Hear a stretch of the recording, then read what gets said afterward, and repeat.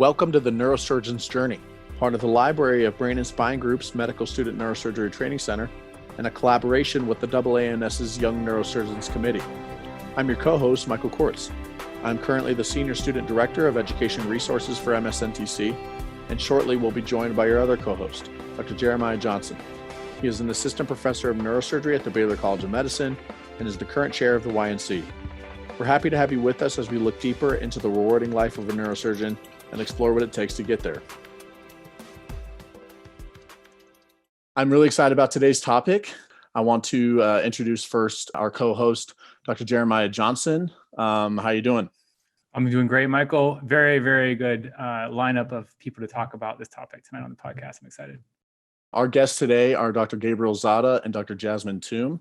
I'll start with Dr. Zada. He's a professor of neurosurgery, otolaryngology, and internal medicine at the University of Southern California, where he's also the director of the Brain Tumor Center and the Associate Residency Program Director. Dr. Zada, how are you doing today? Doing great. Thank you for having me, Michael.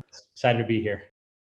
And then our second guest is Dr. Jasmine Thum. She's a PGY-5 neurosurgery resident at UCLA. She completed her medical school at Harvard and has spent a lot of time involved in the neurosurgery education realm and was instrumental in the Congress of Neurological Surgeons Virtual Medical Student Symposium this past June. Jazz, how are you doing today? I'm doing well. Thanks so much for having me here. I'm really excited. And you're just out of the OR, so we appreciate you you joining us on these crazy schedules. It's definitely a challenge, but I want to interject that Jazz is also a guest on our Young Neurosurgeons webinar, so she's not just CNS. That's right. Yeah. That's right. Yeah. She. We got to keep the rivalry going between CNS. That's right. So our topic for today is a very relevant and timely one, and it touches a little bit on what said webinar talked about recently from the YNC. It's talking about how COVID is affecting the application process, and both Jazz and Dr. Zada have a lot of great thoughts on this, I'm sure, to help medical students navigate through this and help us look forward to hopefully once we get into normal times. It's good to start, talking a little bit about what the normal, year is like and why this is important. So, Dr. Johnson, why don't you just kind of help us outline what a normal year is like and what candidates are being evaluated on and why it's important to talk about it in this new COVID era. Right.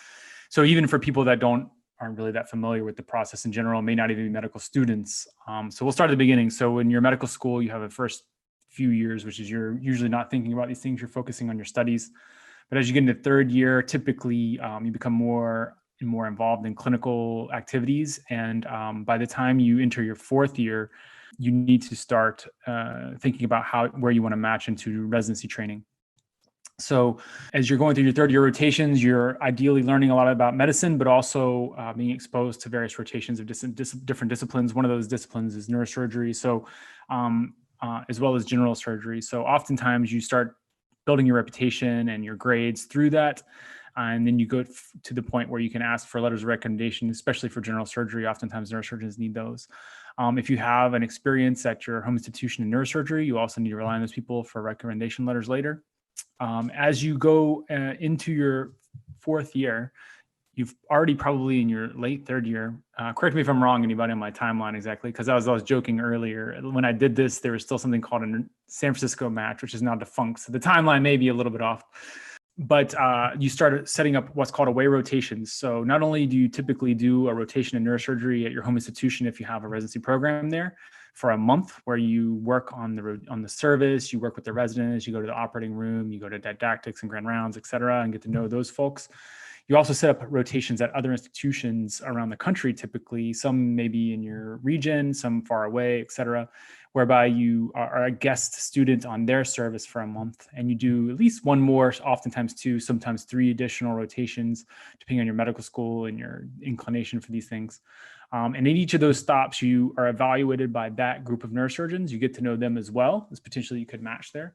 And then also you typically get at least one letter of recommendation from each of those programs, which then goes into your application for match. So for right now, people that are in their fourth year, they're sending in their applications for match very shortly in this what's called the ERAS system. So you need to have a whole host of things, your grades, letters of recommendation, like essentially like a CV built out, like your research you've done, and a whole host of other things. And then that around this time of year is finalized and sent in, and then people go through the interview process. So the interview process in the past was a series of interviews starting in the fall, like November, December, and continue through January, February, where you would interview. When you put in your application, you also apply to different programs, and then they respond back with an interview, yay or nay. And then you go through a series of interviews if you get interviews at different programs. As the spring starts to kick in, so you go through February, I believe is roughly the end of the interview season, and then the programs rank the applicants that came to visit them, and then the applicants rank the programs they visited, and then there's a match process. And then through a complicated algorithm that nobody fully understands, I must say, except for the people that put it together, a match is done between the different applicants and different programs. And so from there, then you become matched to a program, and that's following summer after you graduate, you begin working for that residency program you matched at. So that's how it typically flows in a normal year. That's a great overview, Dr. Johnson, and good transition into why this year has so many peculiarities. So, Dr. Zada, to start with you, I think it would be great to hear from you as a program director. Why are things the way that they are in a normal year, right? Because as Dr. Johnson said, there's definitely a linear flow of how things occur, and what parts of a student's application, their personality traits, their things about their work ethic, how are those being evaluated in a normal year? And then how do you think that those things are going to be affected as a function of COVID this year? Well, what a great question, Michael, and Jeremiah. That was a wonderful overview, really succinct, and you captured it all. Well, in a normal year, we want to find the best of the best applicants, and by the time you get to such accomplished people who have already made it into a U.S. medical school and have excelled there and are considering neurosurgery, and they're used to putting in 10% more time than the rest of their peers in college and then medical school. Again, many of them will vie for AOA, which is an honor society in medical school. Many of them will have really good board scores. By the time they apply to a very competitive residency, it is very, very hard to differentiate between such a talented pool of people. The decision for us, it's a difficult decision making a rank list, and so there has to be a way to separate people. A lot of programs obviously look at clinical grades. We look at USMLE board scores, although that is an evolution as well. And that tends to be an easy objective measure to decide who you want to interview for the most part. So we look at hundreds of applications. We usually end up inviting around 60 for interviews on usually 3 days every year. And then we'll put our rank list together. And so the differentiators of all these amazing, talented, well-rounded people who are fantastic medical students and will be good doctors for the most part, tends to come down to things like board scores and then research being a main differentiator.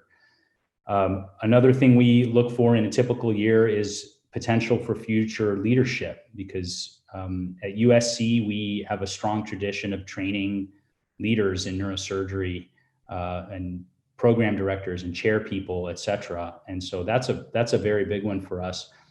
And then perhaps the most important is general fit. And that's really an X factor. That is, how does that person get along on a daily basis with their peers, co-residents, medical students, faculty, and do we want to spend a considerable portion of time with that person? And do we want to trust them to take care of patients and to share that care with of our mutual patients together for the next 7 years? So those are kind of the criteria that I think we look at on a normal year. Suffice it to say that COVID has completely derailed that situation, as you all know.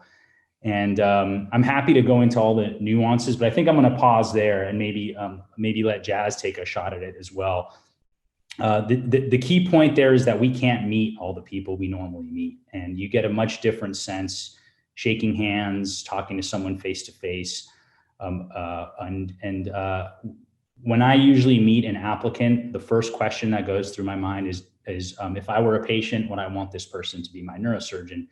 And it's the same as when a doctor walks into your office and you're a patient and you look at them and you know after 10, 15 minutes if there's an element of trust, of camaraderie, of et cetera, of how warm and engaging that person is. And for me, it's a very similar discussion when I look at future neurosurgeons, and that's off the table. Yeah, I think I'd love to hear Jazz's thoughts on that. I mean, it sounds like the key differentiator is exactly what is going to be the most difficult in evaluating this year. If I could interject, I'm sorry, Michael. I just want to ask, maybe Jazz can answer, and maybe Gabe too, which is, so maybe to set the table for people that aren't aware, what is different this year than in prior years? Is there any way you could give like a brief overview of how the process is different, both with sub-Is and with interviews? Yeah, sure. So I guess overall of just the general nuts and bolts of it, most important thing this year is that basically the Senior Neurosurgical Society, or the Society of Neurosurgeons, they basically put down this idea that we should make sure that to keep people safe, to keep patients safe, to keep residents safe, to keep medical students safe, everybody should do their rotations at their home institutions. If you don't have a home neurosurgical program, which some people don't, then they would basically, the SNS would help you go to the nearest program that was available to you, geography-wise. So for instance, we have a student who's rotating with us from Hawaii because he didn't have a local program, a home program that he could go to for neurosurgery. That's a really big change. In the past, it was, I think in some ways it was a huge advantage going to other institutions and seeing how things were done at other places. It was also a little bit of a shot in the dark. I don't know how you guys were advised when you were choosing your sub-internships, but mine was basically, the students we've had before have gone to XYZ programs, so you should go to XYZ programs. And that's how I, quote, decided that I was going to do those sub-Is. And some people are able to be a little bit more thoughtful about it. They're able to have maybe more robust experiences, but sometimes that's the experience you have. It's just kind of a shot in the dark. So this year it's very focused. It's only at your home institution or your nearest institution. And then you also have to do a sub-internship in general surgery as well. The reason for that is you now have to have a structured letter of recommendation from general surgery and also from neurosurgery as well. I think that it was Dr. Komatar and Dr. Wolf who did a really nice job of kind of summarizing that on our the second podcast or the second webinar that we did for the YNC as well. That was last week, and they kind of went through the importance of having this structured letter of recommendation to try and keep things even across the board, given that this year things were going to be very, very different, and just trying to understand how we can compare students who are, just being evaluated by their home institutions. So that's one of the biggest changes. The other big change, obviously, is that you can't go to the institutions to interview this year. We're doing it all via Zoom. You can also not come and visit any institutions for second visits as well, which is a big thing too. So, you can't have that opportunity to see the hospitals. You don't have the opportunity to see the facilities, things like that. However, I will say, and cut me off if I'm segueing into this too early, there's a lot of advantages, I think, of applying this year that other students didn't have in the past. I'm happy to go into those, or if we want to talk about other things first, we can. No, I'd love to hear some of the advantages of the crazy year that we're in. I think a lot of people could use a little positivity, and I know certainly cost is a big one. I don't know if there's other ones that on your guys' side of things. So if you'd like to note on that, Jazz, go ahead. Sure. I think in the past, and Dr. Zada, Dr. Johnson, correct me if you guys had different experiences from this, but applying to neurosurgery programs was really a black box for me anyways. I didn't know much about the programs that I was applying to. I would go there for a day. I heard a lot about these places via word of mouth from people I'd met on the trail who, I now know extremely well. At the time, I had known them for a day or two, best, and from my mentors, who were from one very specific location. I think this year is incredible because there has been such a boom of social media and basically programs getting themselves out there, telling medical students, revamping their websites is a huge thing. There were these out-of-date websites from like 20, 30 years ago. Our website, I think, had pictures from people in the 1980s. I don't know. So it's really been a push for programs to get accurate data out to students, for them to actually market themselves to students, which I don't think neurosurgery programs had really felt the need to do in the past, because there are lots of people that don't match to neurosurgery programs. And so they felt no need. We already get lots of good applicants. We don't need to do that. But the competitiveness maybe in some of the neurosurgery programs has led to this. They see other places telling students about how great their program is, and they want to share too. I think that it's bred a very enthusiastic culture online and social media. And it's interesting because I've never been a social media person. I got a Twitter account this year, and I would never have said this before, but I think now more than ever, it's important for medical students also to have some sort of social media presence, whether it's Twitter or something like that, just so they can keep up with what's going on. And I think it's equally as important that programs have some sort of a presence online too. I think the lack of presence can also be somewhat telling when medical students are trying to find information, and they can on other programs, but not on a particular one that they're looking for. So I think it behooves both programs and both medical students during this time. You're right. The other thing is cost and time. I remember it was incredibly hard to schedule some of my interviews back to back because they would be on the West Coast, the East Coast, and flying back to the West Coast. You're not going to have those problems this year. You're going to save a lot of money. You're going to save a lot of time. You're going to save a lot of jet lag. You are not going to eat as well this year as you maybe would have in the past, but we can make up for that later in residency. And I think the other big thing that it's going to change is now that you have to have letters of recommendation only from your program, I think it's going to make a bigger difference for those medical students who have put in the time early on. So those medical students who we've seen as second years, who we've seen as first years even, who've come to grand rounds, who have asked to shadow us, who have tried to put in EVDs before their third or fourth year rotations. Familiarity, I think in many ways, it just breeds a certain amount of comfort. And that piggybacking off of what Dr. Zada said, I think something else that we're looking for is that these people are trustworthy that are coming into our program. There's a lot of responsibility that you get as a resident, and it's really, really important that we can trust the residents that come in. And so just being around a person a lot, I think, breeds that. Dr. Zada was also talking about, just seeing somebody in person can breed that as well. And they have these really interesting studies about how when people meet other people for 10 or 15 seconds, they have the same impressions of them that they do if they meet them for like an hour and a half type meeting. So it's very interesting what you can glean from this. This is, of course, from my random quote reading that I do driving into work in the morning.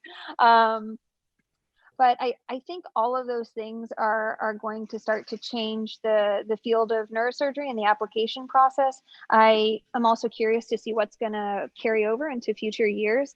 I think that the fact that virtual interviews are a possibility. We've now proven that that is something that can be done. I do wonder if those are going to be incorporated in any way in the future.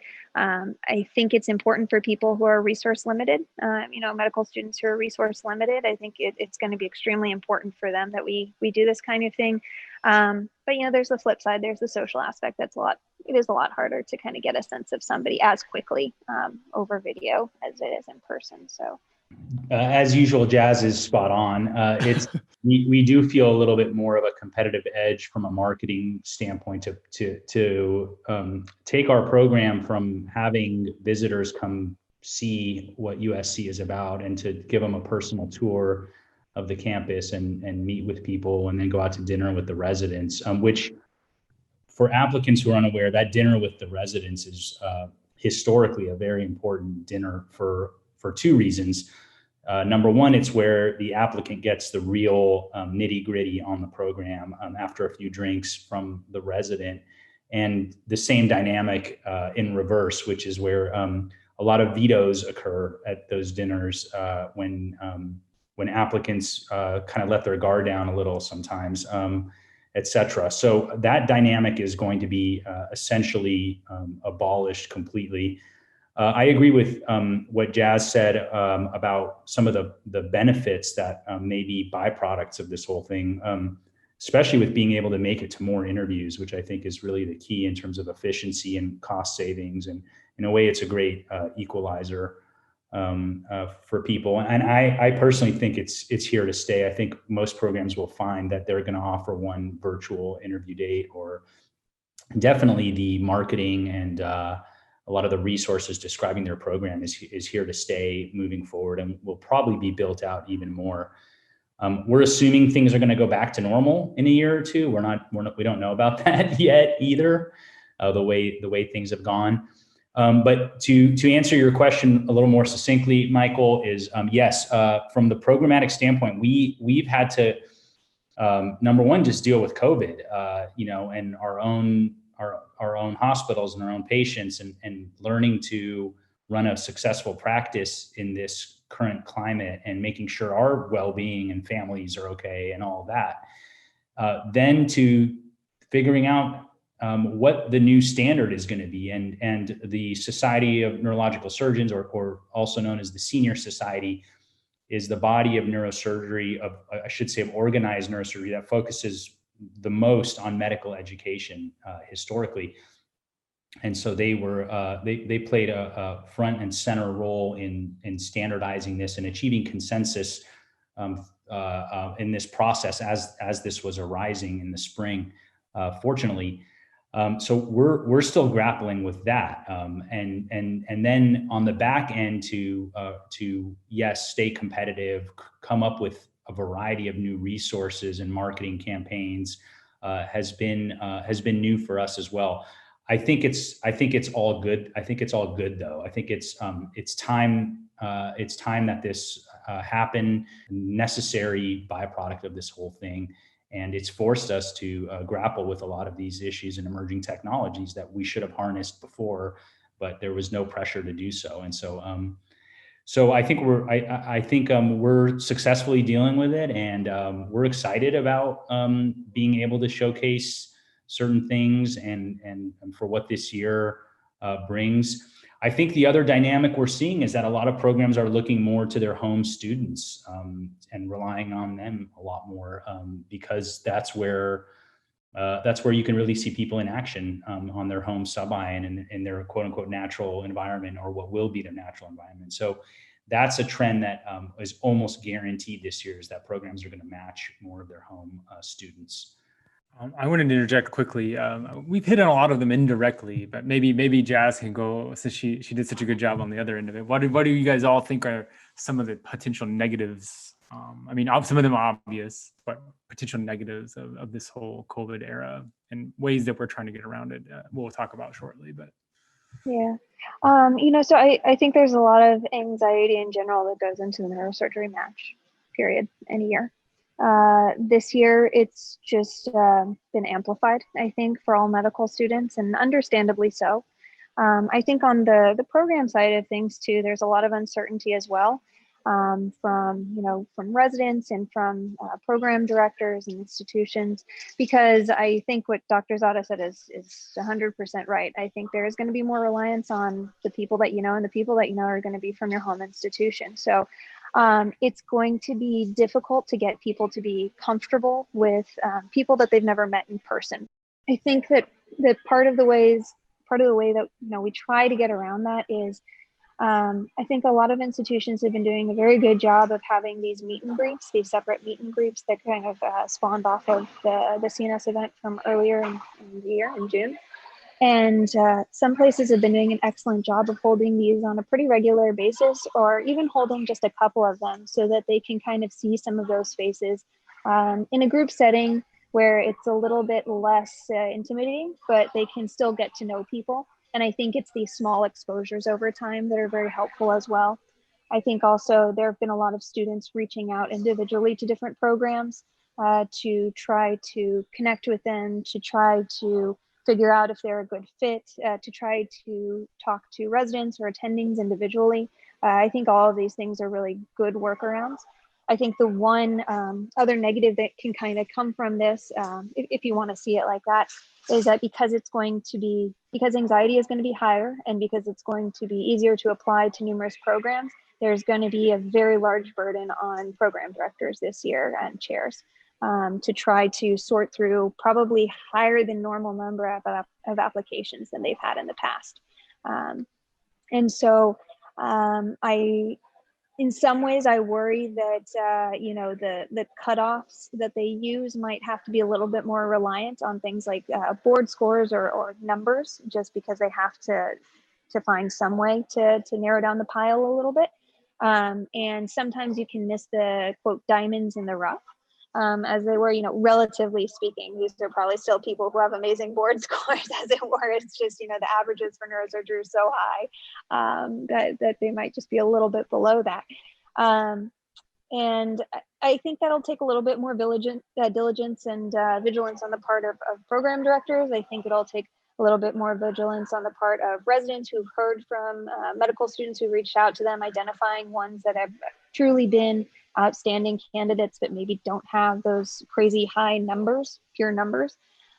People who are still, hard workers, who are still trustworthy, who are reliable, and who will otherwise be a really good fit. So those are some of the big ones that I see as potential downfalls, aside from, of course, what Dr. Zada was talking about, not having that social interaction, that in-person interaction. But again, I would really urge students to get on these calls with, especially the resident meet and greets. You can really tell how people interact, even on Zoom calls. I know that we've had plenty of friendly banter on our Zoom calls. So you can kind of get a sense of what our residency is like on ours. And I'm sure that other residents have similar engagement with one another as well. So you can see that. I wouldn't completely dismiss it, but it is going to be harder. Dr. Zada, do you have anything to add? I think that we've hit most of the negatives. I would love to hear if there's anything pertinent to your position as a program director that Jazz kind of started to talk about a little bit.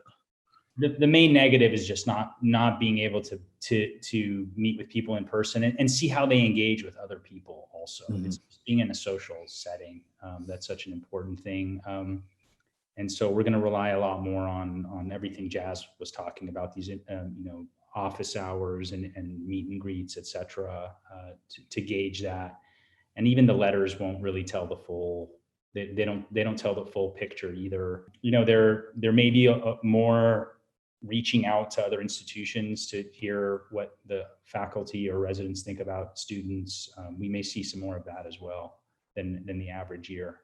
I think one subset of students that are, I know several, and so they're a bit in the front of my mind, is the students without the home programs. I worry that these people are going to be the ones that are impacted the most, because I had a home program where I was in medical school, and I unquestionably was given some advantages from my away rotations, right? And so I ended up matching somewhere I rotated. So I'm just curious to hear any advice you guys would have for someone without a home institution that's done one away rotation. How should they think about this year? Is there anything they can do to improve their status, et cetera? Or is it just kind of have to roll with the punches? I think they can really try to put themselves out there, as some students do well. And I think Jazz mentioned it, just being more proactive in terms of reaching out, introducing themselves to chair people, program directors, residents, really taking advantage of all the resources that are available this year, in particular virtually. But I think it may take some additional effort on their part to be just more outgoing than on an average year.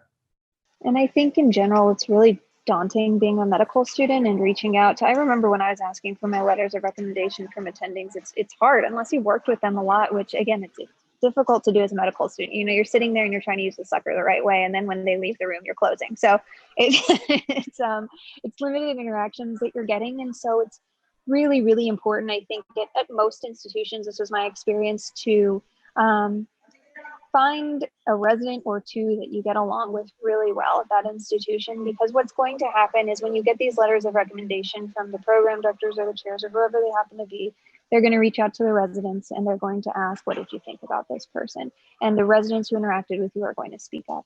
There's nothing wrong with going to these residents and saying that you get along with and saying, look, I'm a little bit concerned this year. I don't have a home institution. Is there any way that you could maybe talk to, this attending for me, and see if they'd be willing to kind of support me, champion me, whatever the case may be. It takes a lot of guts to ask something like that, but this year you're going to have to kind of do it more so than most years. And it's hard to be that outgoing, and you don't want to come off sounding cocky or anything like that. But I think just acknowledging that to people, they'll understand where your anxiety is coming from, or where your concern is coming from. And we're still human beings. We get it, and we'll help you out. So. I think I want to throw in a quick plug for all the resources that either already existed or are now being highlighted more than ever, or have been developed. I mean, certainly this podcast is somewhat of an extension of everything that's been going on.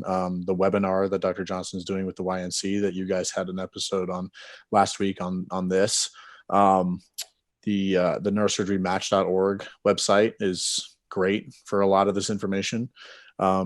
The MSNTC Global Events Calendar is fantastic. We have a great team that's constantly trying to find these events, typically on social media, that can then put it into a repository for students of all places to find out where all of these events are happening. There's something every day. Almost every day. And so folks without home programs certainly can benefit from that. I come from somewhere that doesn't have a home program, and certainly understand some of the struggles with that. And so I think that has been a challenge for me, feeling kind of like, how much do I put my foot forward? And so I think what you're saying, Jazz, is totally right. And so I think it'd be good to kind of transition a little bit into kind of the do's and don'ts for this year. Dr. Zada, especially, do you have any specific things that you think students and applicants should know this year about virtual interviews that they may or may not be getting, depending on how much they're in contact with their school? What a great question. I haven't even really thought about that, about what's different about this year on Zoom or whatever virtual interviews that could really be viewed negatively or positively. And obviously there's a whole art to Zoomsmanship or whatever you call it.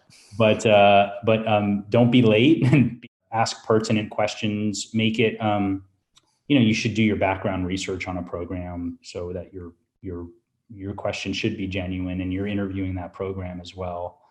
And then, are there any questions that a student walking around a campus might be more inclined to ask than they would sitting at home? Things that they might be like in terms of facilities, or where's different the cafeteria, labs, or how many cafeterias? The most important question on every interview I went on was how much, what is the Tesla of your MRI? Yeah. How many beds in the ICU? No, I think the important questions for residents are,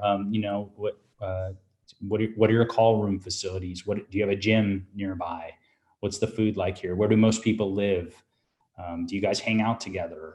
Jazz, correct me if I'm wrong, but I'm more removed from them. No, those are all. But those are the things. Do you have a skull-based lab?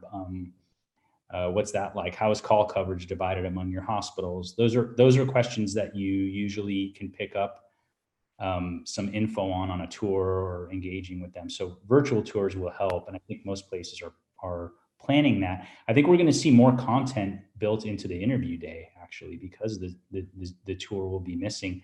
I think it's incumbent on most programs to introduce some element of a tour or overview into the interview day. So that might be new as well. So we talked a little bit about the normal process with Dr. Chris Graffia from Mayo, the chief at Mayo. And one thing that he said that I just want to say again here is really rely on other people who are going through this with you. Talk to other med students, reach out to them, see what their impression. I mean, if there's a program you're interested in and you can't rotate there, try to find someone who's a student there and did that 8-week rotation there and talk to them and really get their impression, see how they were treated and that sort of thing. I think it'll hopefully encourage more of a team dynamic this year, just because, it's kind of at a necessity.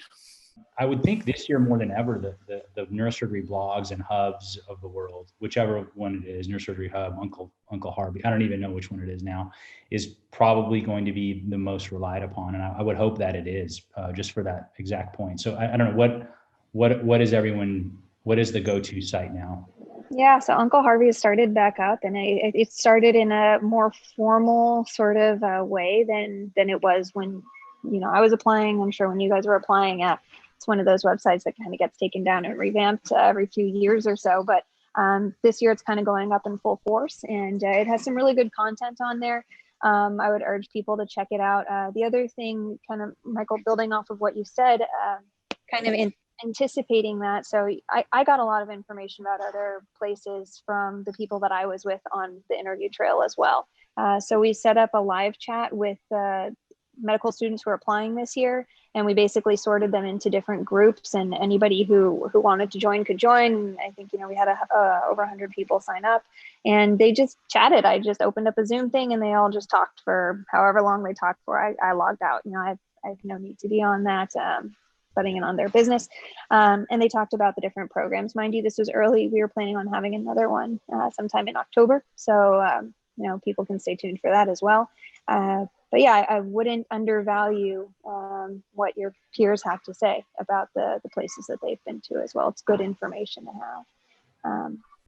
Kind of looking at it from the program director's perspective, I've had friends and colleagues who have been asked directly by people within different programs, do you have any suggestions for how we can get to know students? And so I'd love to hear if you guys have any thoughts for program directors and faculty within these programs.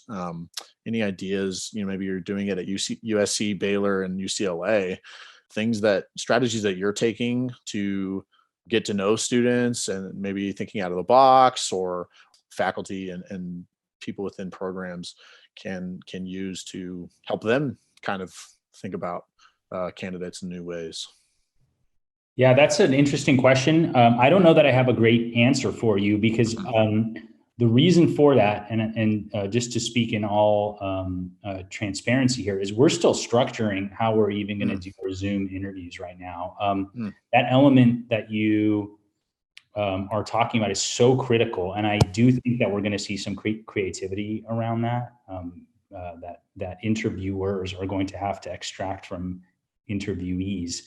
I don't know how we're going to do it yet, though. We certainly have not come up with a system. I think the best place to gauge how someone's personality shines through is off in those less official fora, which are like the whatever office hours or meet and greets or whatever you want to call them, is where I think you can get to know someone more, or by asking very poignant questions that are not necessarily related to neurosurgery, or just other things to gauge someone's well-roundedness. But we have not incorporated anything formal yet, and I hope that we do, but we're not there yet. Well, ERAS obviously is late this year. Usually it's in September, and it's been pushed back a month, so it is a work in progress.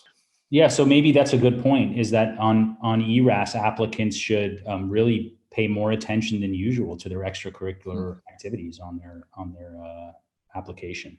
Do you see the personal statement being a little bit more important this year? Absolutely. Yeah, I do. Yeah. I would have an idea, not necessarily one that will become the law of the land, but an idea would be to have a virtual applicant dinner, right? So everybody either orders food centrally and is it distributed around the country to wherever people may live with Grubhub or something like this.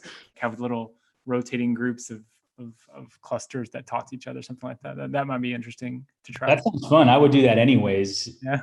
Yeah. It's very casual, right? Just like the interview dinner, but I mean, there are awkward pauses in any group with people who don't know each other, and so I think people, for the most part, have gotten pretty used to the Zoom thing. There's a little bit of like an added layer of awkwardness, but for the most part, it's still the things that dominate our behavior are going to be the same. And so just kind of putting yourself out there and finding ways to get together, I think is the way to do that. I'm curious if Jazz has anything to add to that. No, I really like the virtual dinner idea. I mean, we've done that actually with our residency. We've had like wine tasting nights and stuff like that. We've distributed wine to the residents, and we've had different food nights and stuff like that. So doing that with med students would be a lot of fun, I think. I know there's also talk at some point of virtual CV, I guess. I don't know what happened to that idea, if that idea died, but basically, applicants just make a little 3-minute video about themselves and talk about themselves. We all had to do little video snippets for UCLA, and man, they are awkward, but it's still fun to get to know people on video. The other thing I want to say about being comfortable on Zoom, don't be too comfortable on Zoom. We talk about do's and don'ts of Zoom. I know you guys love your cats and your dogs and your fish or turtles or whatever, but just keep them in a different room for the interviews. I think even for the meet and greets, it might be good. Treat the meet and greets almost as if they are interviews as well. Every time that you interact with a resident or an attending, unfortunately, it's like a mini interview. They're going to be storing this information about you and building this picture of who you are. If you're the person who comes to all of these, but you're always the one who has their video off, we will see your name and we'll remember you as the person with no clue what your face looks like because your video is always off. There's also people, I feel like I know a handful of medical students across the country who I've never met in person just because their videos are always on. And I feel like I know them. I definitely don't. I have no clue who they are. I don't know what their favorite sport is or anything like that, but I just feel like that. Yeah, building trust with a face is a little easier than just 2 initials in the middle of a screen. So I think we've highlighted a lot of the great points of the challenges and potential opportunities. And looking forward we've touched a little bit on this. Looking forward to when things slowly get back to normal. What things do you think might last beyond the COVID era? What are some things that you think programs and applicants will pick up on and use to their benefit in terms of lessons learned? Yeah, I think program marketing is here to stay. I think the letters of recommendation will go back when sub-Is open back up, and I think sub-Is need to open back up at some point. Hopefully next year, obviously. But I think that there will be some element of a virtual Zoom type interview date. Maybe, depending on what programs do, there'll be a mixture of in-person and virtual interviews. I think that's a really good thing to accommodate people who may not be able to travel as easily or have limited resources or whatever that is. I know every year there's always a couple people that just couldn't make it because they have conflicting interviews. So there may be a way to account for that and improve that. I think those are the main things, but really just that this entire thing has forced us all to put ourselves out there digitally and represent ourselves slightly differently, which is great. It's timely. Jazz, do you have any thoughts about that in terms of things that your program or you personally think should hold on to, as we move forward? Yeah, I think it would be wonderful to, I think this has not only boomed a lot of virtual program specific events, I think it's also led to a lot of virtualization of other events as well. So, Dr. Zada, he led up the West Coast boot camp that we had this past year that went virtual. And I think it was a wonderful success, something that's usually done in person, and there are definitely benefits to that, but a lot of that can be conveyed virtually as well. More people can attend. It's less costly for applicant or for, people who are actually attending, and then also for the hosting programs as well. So it allows for more inclusivity. It allows for MS1s and 2s to get involved. So I think it has spurred on a lot of technical innovation in other parts of neurosurgery as well, in terms of medical education or medical student outreach. And I think those are here to stay. I think that the in-person parts will probably continue, but I think that the virtual parts will continue as well. The other thing that I think is important to continue in the future is we got a lot of really good feedback on the CNS event, and I would hope that something like that continues in the future, regardless of where we end up with COVID. I think it was a really good way for applicants to very quickly see a broad spectrum of programs. And, this year it was Dave and I who basically put together this programming algorithm that tried to, match people with programs in the best way possible so that they could see the most number of programs and programs could see the most number of applicants. I'm sure in the future there'll be something much more complex. This is us just, coding on MATLAB. But I think in the future there'll be an opportunity for students to see more of those programs in a larger event, and for programs to see more applicants as well. And I think that would behoove both programs and applicants alike. I'd love to just interject. I got to be a part of that event, and it was fantastic. So don't sell yourself short at all. Certainly, given such a short notice, we really didn't know everything was going to be shut down until April. And you guys did that in June. So that was fantastic. I know many people that have said that was really helpful and timely. There was a lot of unknowns at that time. So thank you to you guys for helping put that on.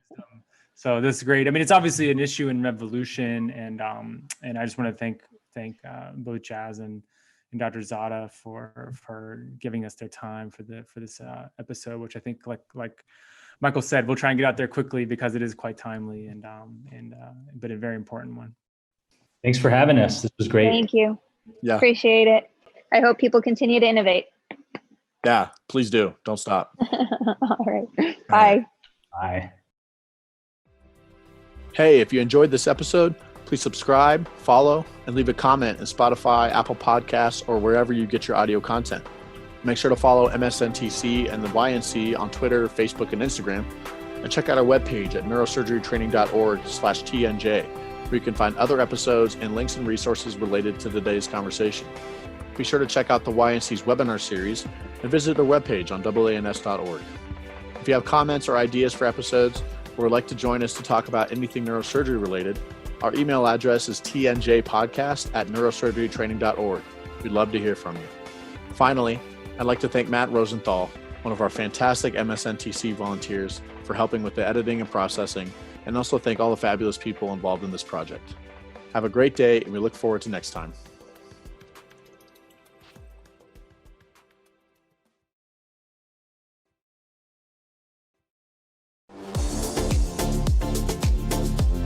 Hey everyone, Ryan Rad here from neurosurgerytraining.org. If you like that video, subscribe and donate to keep our content available for medical students across the world.